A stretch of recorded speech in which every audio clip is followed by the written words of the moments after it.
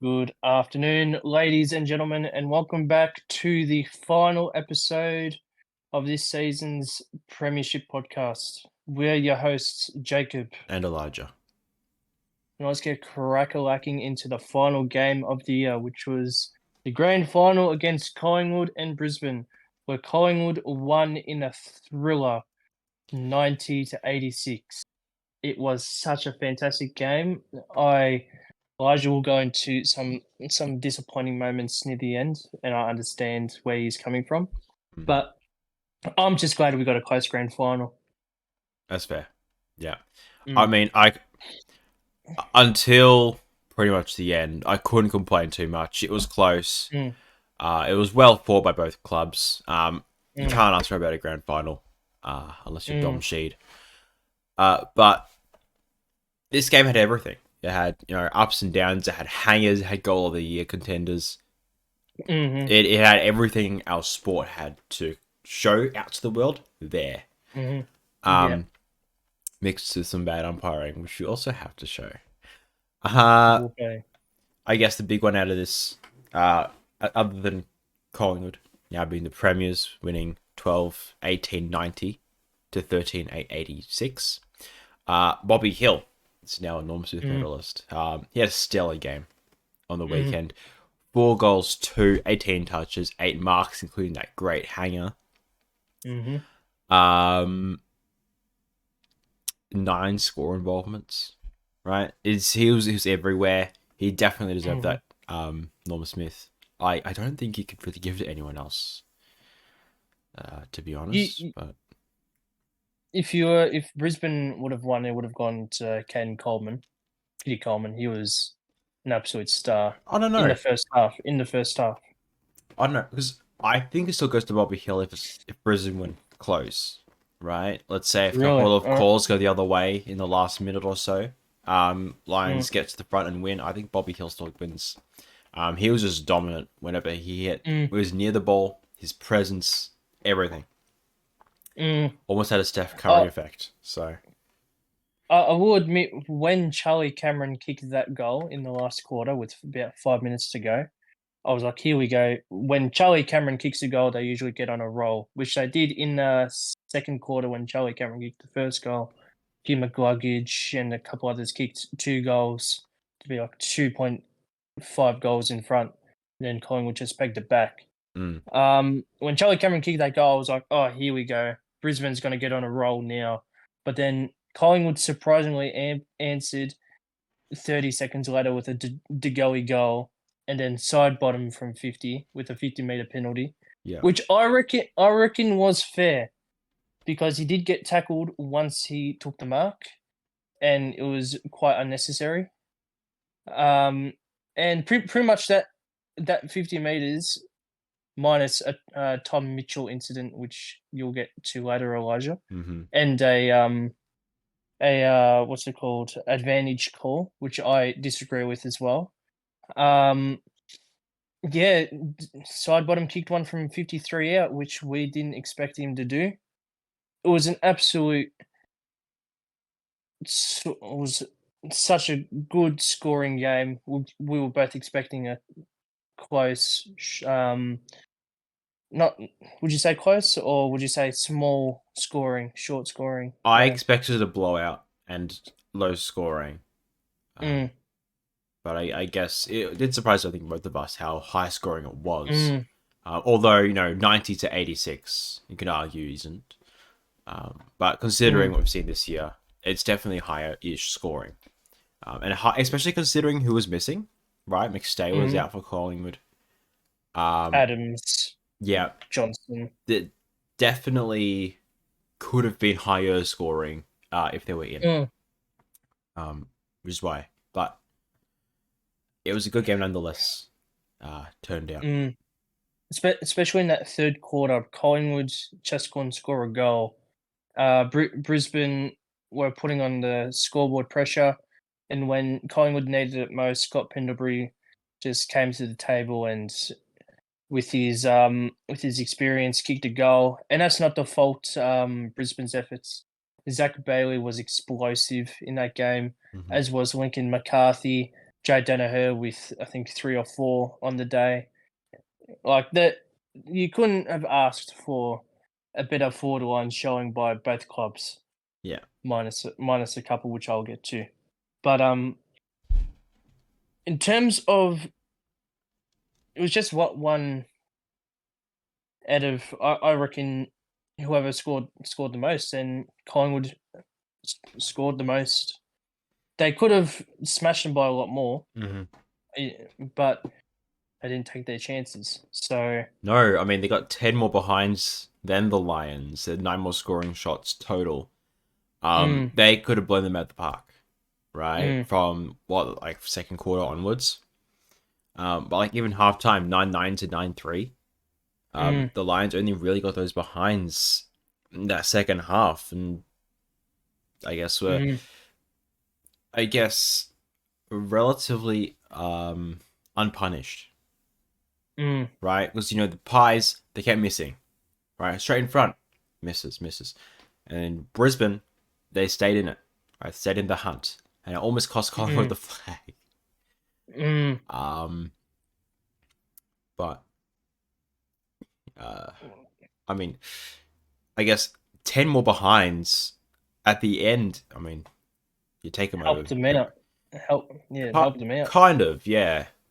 I mean, if 4 of those aren't behinds, they miss everything. Goes to overtime, and I think Brisbane win that. But what can you say? It was a good game. Minus a few. It was a very good game. We'll start talking about those.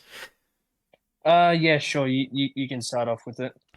All right. So, this is with a minute 30 to go, roughly. Yeah. Okay. So we're kind of entering the angry segment here. We're kind of Let's just go to angry segment. All right, right now, screw it. All right. So the umpires sold the game. So there's a lot of calls in the game which I can forgive, right? If we completely ignore them, like sure, there's a few calls here and there for both teams, but sure, right? It's a good close game. Collingwood won fair and square. End of the day, that's how it is. I realize how salty this sounds, but couple of calls in the last couple of minutes where, first of all, Lachie Neale had a free kick. Tripped. Yeah, he was tripped. Umpires called advantage, right? Now they called when Zach Bailey was tackled, and he kicked the ball up into the air, and that's when the umpire called advantage. Yes, so Zach Bailey didn't have proper chance to dispose of the ball, basically bicycle kicking over his head. Umpire calling advantage. That was not the right call. Everyone who saw the game in the country could agree that was not the right call. It should have just been taken back to Lachie Neale, kicks in, down her marks, goals, Lions win.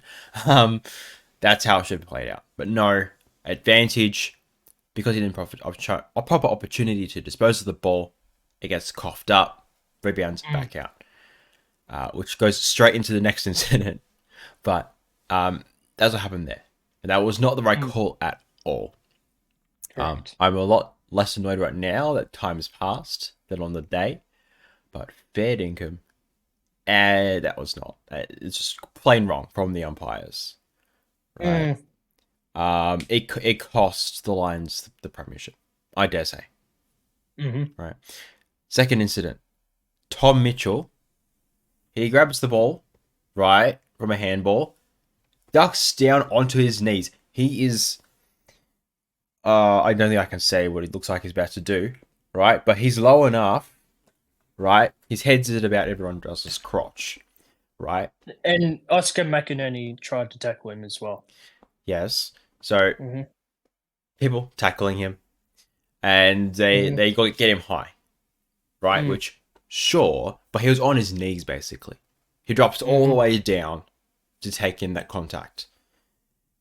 And there was so many incidents throughout the game where I'm like, well, that's high contact, but they didn't pay. It's like, oh, ducking. It's like, all right, fine, sure. That's how we're playing it today. Umpires usually put their whistles away in finals and they like to protect the player, whatever. Sure. All right, we can live with that. We've had 4 weeks of this. Fine. Mm. And then the last, basically, call of the game, high contact, throw kick, Collingwood. Absolute rubbish. Should have been play on. No, not even. Usually when you duck, it's holding the ball because you're taking on a tackler. Oh, well, he still disposed of it afterwards. They called it back. True. So that should be, I would say, probably play on there. And I think both of those calls are absolutely wrong, cost Lions the Premiership. And now we're stuck with Collingwood fans boasting how they're a dynasty on Facebook groups. Yeah, I'm sure Brisbane fans will tell them about the early 2000s and when they... Yeah, so the Lions, Cats, Hawks, and Tigers, they're all their work. It's exact same as Collingwood, just in 1 year. Yeah. I've got two things that I'm quite flabbergasted about in this final. Billy Frampton, arguably one of, if not the worst grand finalists to play the game. Yes, you can argue he shut down Harris Andrews, which I tend to agree with, but I also think Harris Andrews had an off day. And Collingwood also have Jack Ginnivan, who had 7 disposals and 1 point. Decided, no, let me have a snap from 45 out. And I'm not the tallest fellow. I'm the size of a walnut. I'm going to decide to snap the ball because apparently I have enough penetration within my legs to snap it miraculously from 45 out. Mate, you are not Harry Mackay.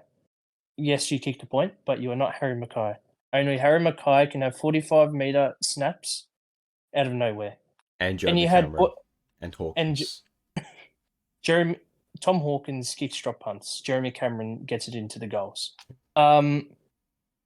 Well, you had people in the pockets screaming their heads off to have an easier shot. Yes, a more acute angle. You had players there who had a closer, arguably easier shot than what that doofus kicked. So if Collingwood somehow make a grand final next year, which they probably could, I'd probably say prelim is their roof for next year. You'd hope that players like this, Billy Frampton with 2 touches and Ginnivan, yes, a fan favourite, you'd suggest that people like John Noble, Taylor Adams, McStay, Ash Johnson, so on and so forth, get more of an opportunity because they would have much more impact. On another note, I am quite disappointed with fans of Carlton about Lockie Plowman. Right. Lockie Plowman retired throughout the week, and the Carlton social feed had to shut down all comments because people were attacking his family. The bloke just retired, and I dare say he had a stellar career. He played his role for Carlton, and people are just getting into him for no reason, and attacking his family is just absurd and rude. So,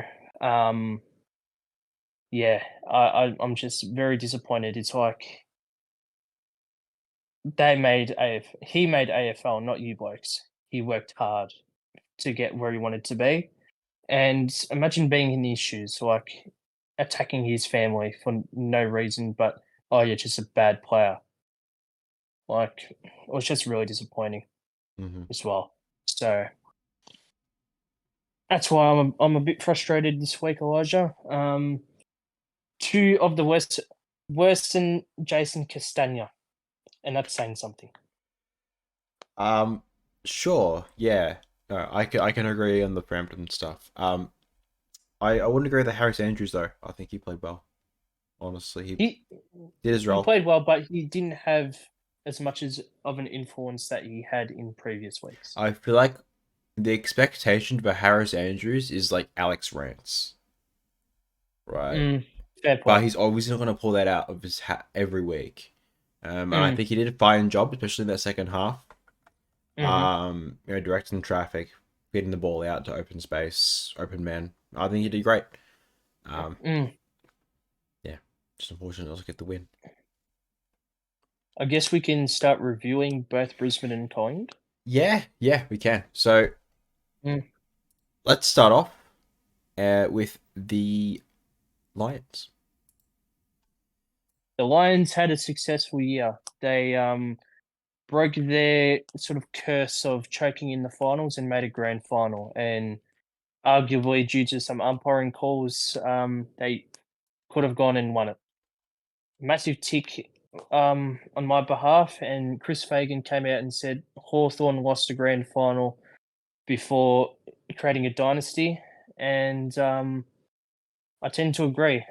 Brisbane could and definitely can go on next year and make another grand final if they work hard enough and don't do an Adelaide in 2017 going into 2018 and go on this camp and Oh, morally yeah. destroy everyone's brains psychologically, tormenting them for the rest of their careers.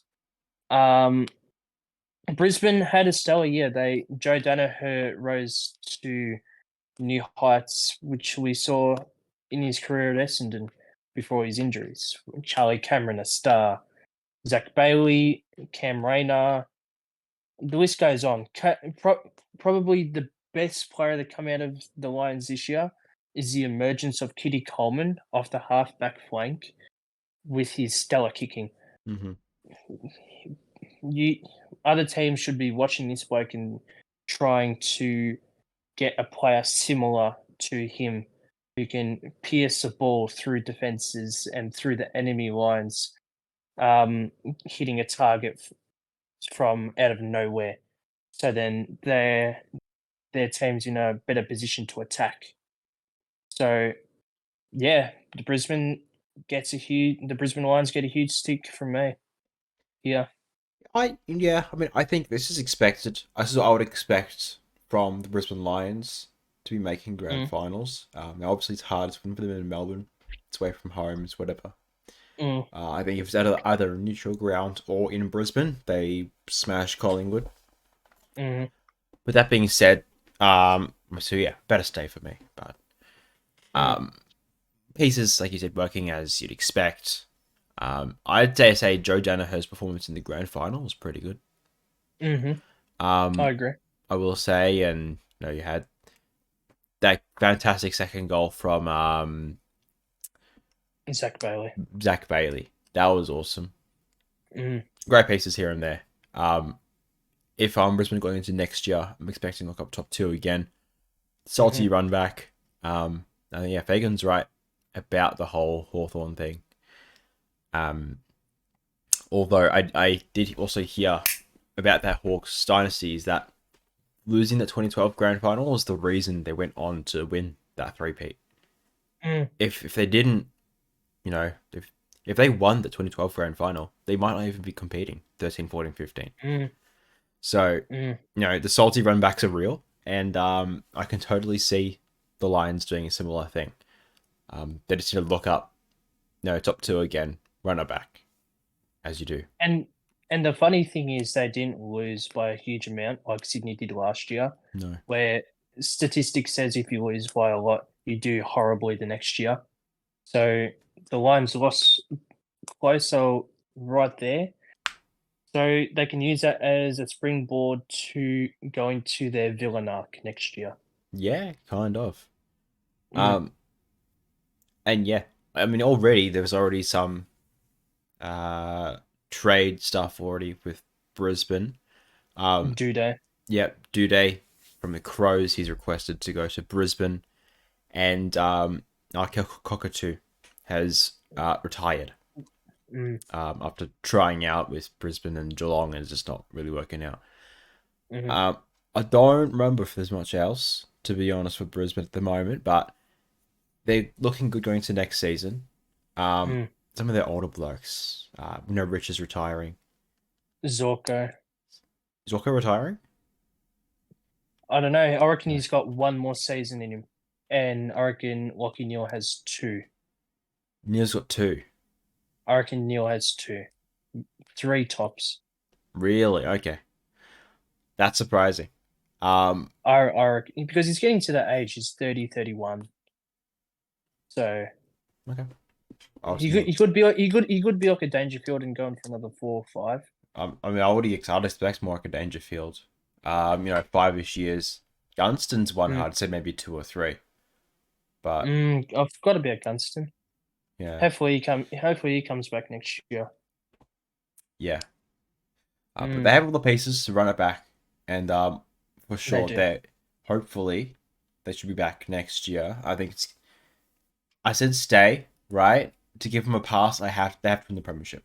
I'm sorry, that's the bar for Brisbane right now. And I think they did one better from last year. So yeah. But that's the state of the club, right?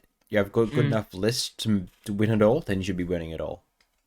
It's Fair why enough. I'm like never going to give the Bulldogs a pass until they rebuild.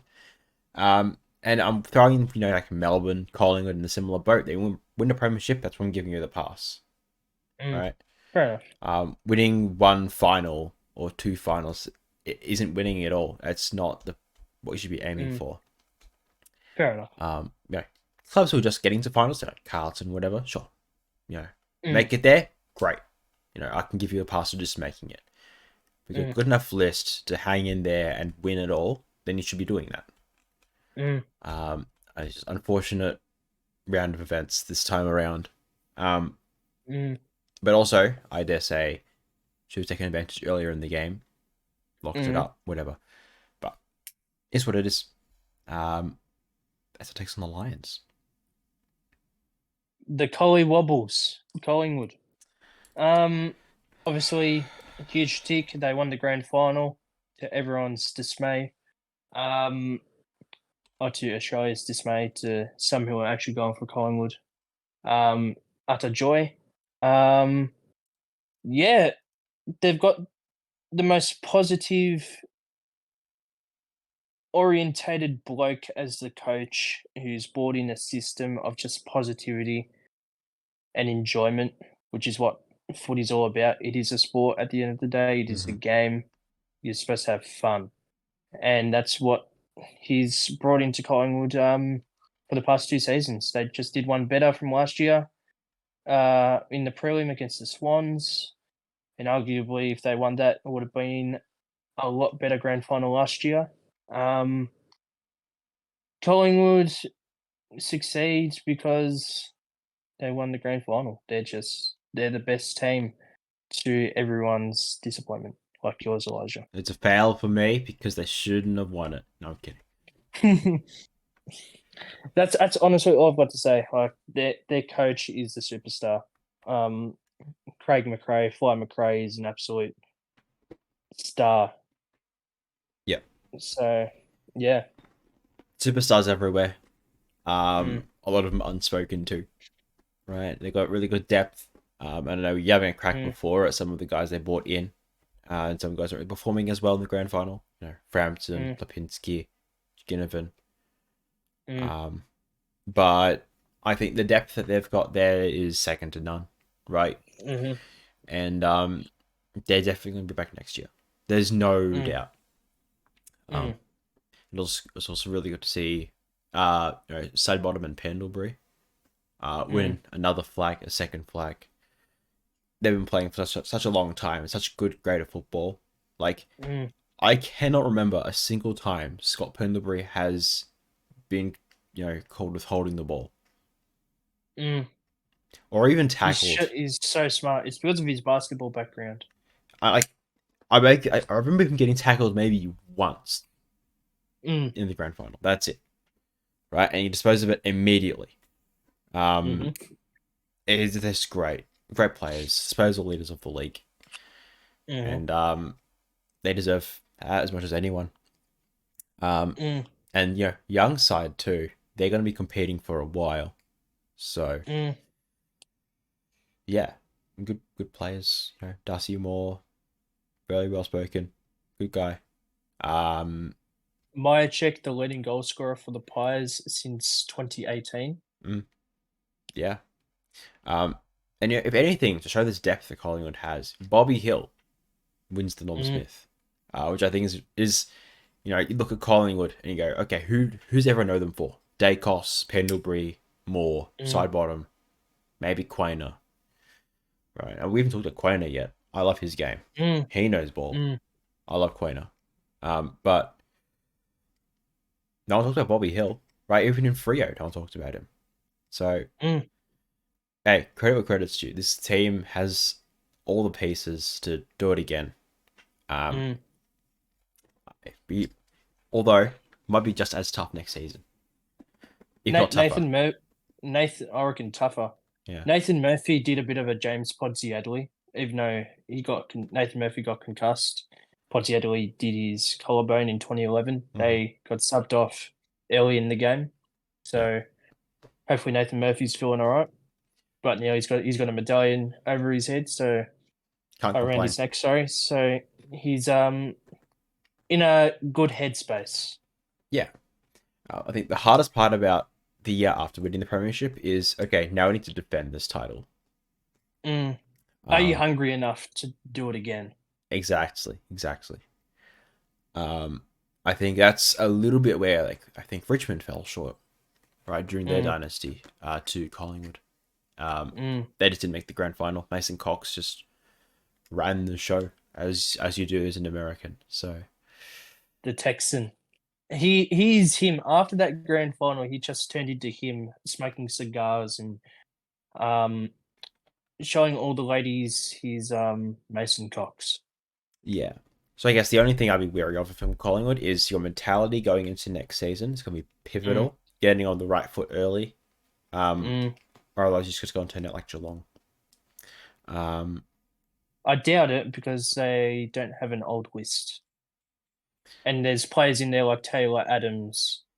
The only reason they'd go down for similar reasons because of how young they are and their immaturity. We've already seen so many incidents with some of those players already just this year and last, right? Ginnivan, Quainer, DeGoey, Maynard, Cripps allegedly. There's a few guys, but if they keep in the right headspace going into next season, they'll be okay. But Brisbane will be back. Melbourne will be back. Carlton will be even better than ever. Port, toss a coin. If the Bulldogs get a new coach, they're winning the Premiership. Adelaide will be back. So there's new contenders, and they're going to be better than ever. So Collingwood need to be on their game to defend it next season.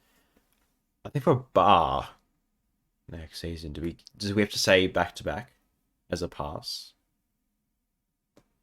I'd say a stay would be prelim. A fail would be anything under. Surprising, because I think even last year I said Cats need to go back to back for a pass. Prelim would be a stay. Semi is a fail because it is very difficult to go back to back. Yeah, but they have everything. They've already shown they can win one, right? I dare say make the grand final and choke. That's a fail, at least for me. Fair enough. So, and that's the Magpies. That's the Collywobbles Flagpies of 2023. Yeah. Moving on to our best players, and obviously, Elijah, I'm guessing you've got Bobby Hill. He's unstoppable. Yeah. I've got to choose a different player, and even though he didn't have the influence that he usually has, Nick Dacos, 29 disposals, some pretty good kicks into the middle. He did nothing all game. What are you on about? I still think he played all right. He played his role. He cool under pressure, especially with that handball to DeGoey. That was insane reflexes. Some kicks into the centre that he did that last minute where he kicked it out to I don't know who it was, but it was just really cool head, mature for his age, and I expect him to be a future Brownlow medalist in the coming years. Yeah. I know you hate how much the media raves about him, but I think that's going to continue on for next year as There's well. no way. Right? If someone else gets number one pick and gets Harley Reid, he's getting the attention. I've had enough of Dacos. I'm sorry. Harley Reid for Brownlow next year? Maybe. If he gets played. Maybe. Right, if he goes to like a big time club, which isn't West Coast because no one cares about interstate in the media, he's getting all the attention. He could go to Melbourne. There's a trade going He around. will cook if he goes to Melbourne. Whether he gets played or not's a different story, but he will cook. Especially with Clayton Oliver being thrown up in the air for a trade. So yeah, although Sheasel at North Melbourne, no, not really talk about North Melbourne, but he still was really good. He was easily their best player. So true that. I mean, I think if you had other players from this grand final who were great, right? I don't say better than Dacos, Kitty Coleman, Tom Mitchell, Cripps. Yeah, Pendlebury. I dare say Joe Danaher as well. Mm-hmm. Lincoln McCarthy played a fantastic game, as did Zach Bailey in the first half. Yeah, they're right. But yeah, and those were our players for the grand final, I guess. Yeah. Unless you got any more. Quainer. That's it. I thought Lipinski played an alright game as well compared to the prelim. Did you see his kick for goal? Besides that, I think we watched different games. All right. Fair enough. What's up next? What is up next? Player of the week. That's pretty much it. That's pretty much what we just said. What made us laugh? Yeah. All right. What made you laugh?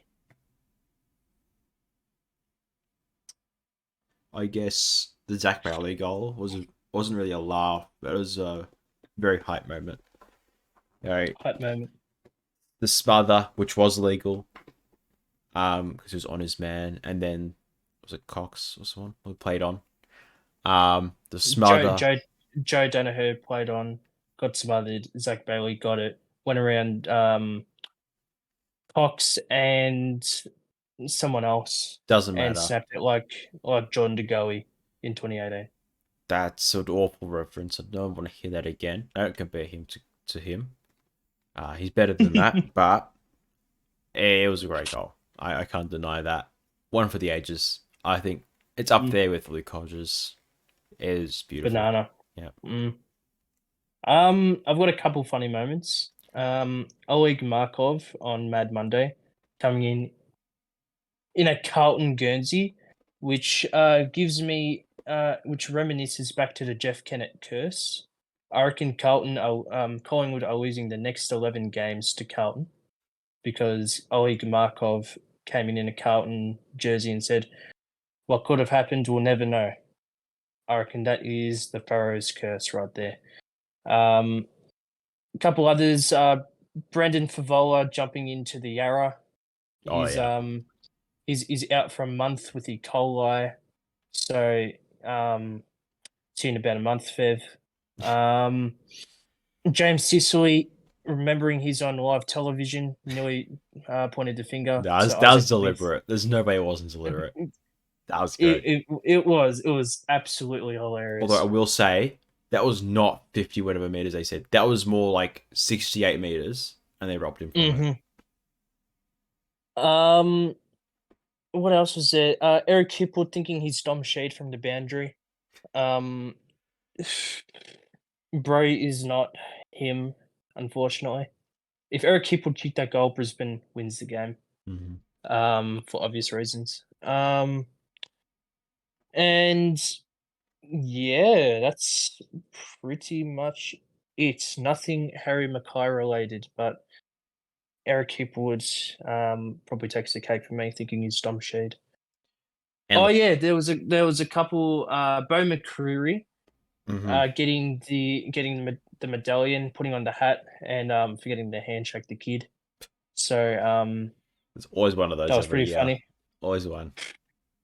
Billy Frampton going off his knackers after receiving a medallion. He thinks he's Bucky from Bucky. So if you get that reference, I don't. or Yujiro Hanma, no one gets that I reference. don't get that reference. No. Thinking they're Rocky Balboa. There we are, or Arnold. I do get that either, but yeah, go. Thinking they're Hacho Man, muscular, him.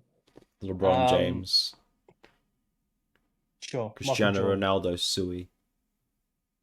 Messi. Yeah, that's pretty much it from my end. That made me laugh. I reckon the funniest was Favola getting seeing a dead body in the Yarra River, because I'm sure there's a couple of them floating down there. That Yarra is not safe to go anywhere near. Nah. What was he thinking? It's a good meme. It was a good laugh. It was a good But laugh. we'll see if he's still alive next year. It was a hot day, so it makes sense. Yeah. Right. Oh, and Daniel Gorringe coming in a Kiss concert outfit instead of not coming for the longest kick. So that was good. Daniel Gorringe. All I will say is Sicily was robbed of making the final 5.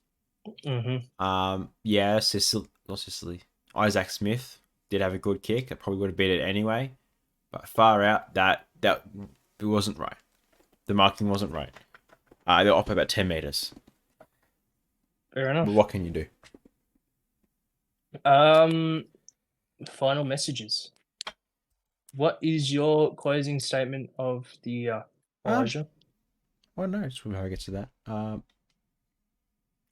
don't really have one, really. I think next year is going to be very interesting. A few teams obviously going down, although a bit of spicy stuff, Richmond, for example, and Geelong, kind of alluding to they want to be back next year.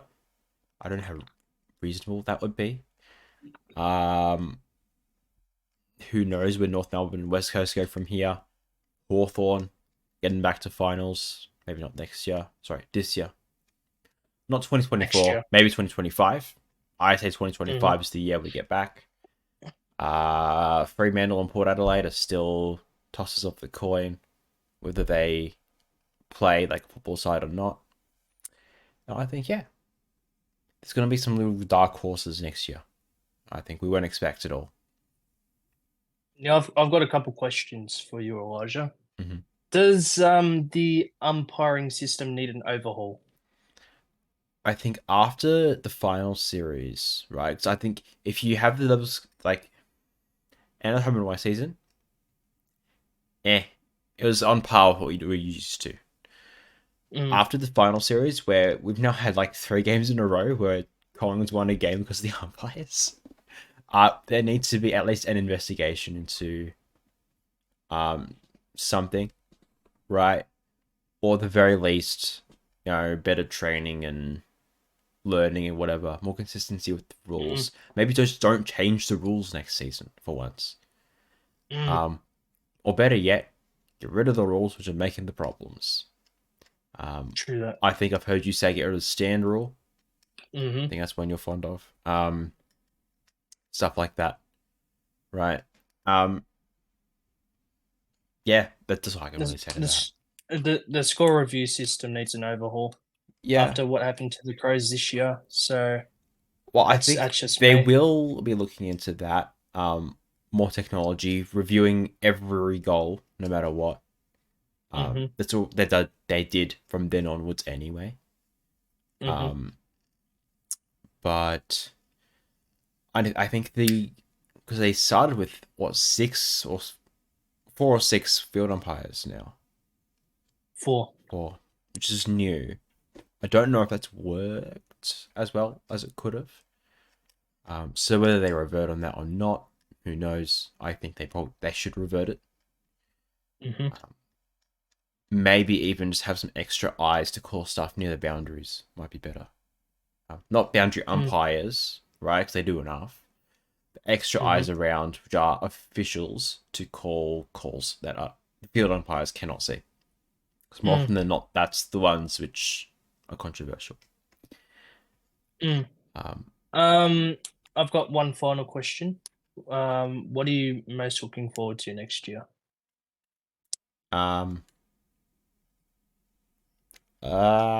Bulldogs not making finals again because they re-signed Bevo to another 3-year contract that he doesn't deserve. Sure, yeah. I'm excited to see Harry Mackay prove everyone wrong and kick an 80-goal season. I want him to just for karma for us. I want him to karma for me. I want him to kick 10 against Hawthorn in round 23. That's fair enough. Quick little question: who wins next year? The whole thing. It's way too early. There's only 4 that I can really think of. 4. Which are? 4. Collingwood, Brisbane, Melbourne, and Carlton. Interesting. Okay. I probably say the Lions win it next year. Salty run back. I wouldn't be sleeping on the Bulldogs though. Still. Even though you said they're not going to finish top 8 next year because of Luke Beveridge. If they re-sign Bevo, but they haven't yet. I'm still holding out hope. I dare say that Melbourne choke again. Port Adelaide choke again. Carlton finished similar, but not top 4. And screw it, Saints top 4. You heard it here, folks. You heard it here. St Kilda top 4 since 2010. Yep. Fair enough. Gabba, Lions, Saints, Friday night footy. Cannot miss it. And Saints winning it too. No, I'm kidding. That's super. I want what you're on, Elijah. Hope. But anyway, hope. Gold Coast Premiers next year then. Forgot about them. Yeah. From 8th. GWS. I forgot about GWS. Yeah, I'm not sold that they'll make it back next year.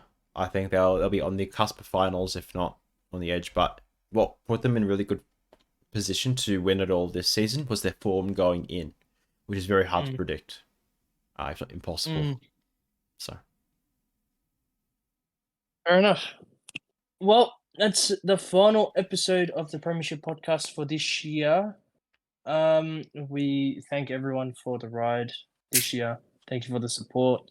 Follow us on Twitter and YouTube, and we'll be back bigger and stronger with more laughs and more anger. Sure. Special. And that is Jakob and Elijah from the Premiership Podcast signing off for 2023. Thank you all. Ciao, ciao.